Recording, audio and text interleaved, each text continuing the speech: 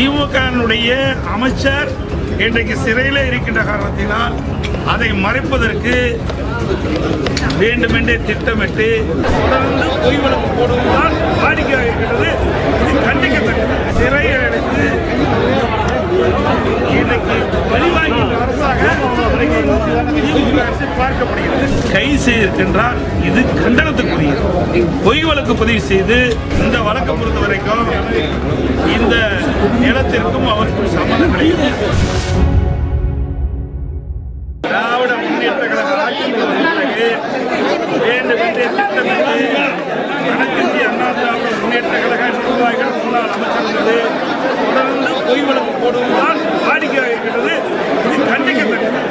அறிவித்தவர் முன்னாள் அமைச்சர் கரூர் மாவட்ட கழக செயலாளர் சகோதரர் அவர்களை திட்டமிட்டு பொய் வழக்கை பதிவு செய்து அவரை சிறையில் அடைத்து இன்றைக்கு பழிவாங்கின்ற அரசாக திமுக அரசு பார்க்கப்படுகிறது. கண்டனத்துக்குரியது. தொடர்ந்து அதிமுக எல்லா அமைச்சர்களும் பொய் வழக்குகள் போட்டுங்க.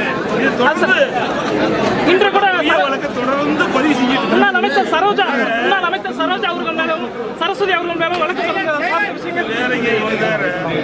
இந்த வழக்கை பொறுத்த வரைக்கும் இந்த நிலத்திற்கும் அவருக்கும் சம்பந்தம் கிடையாது.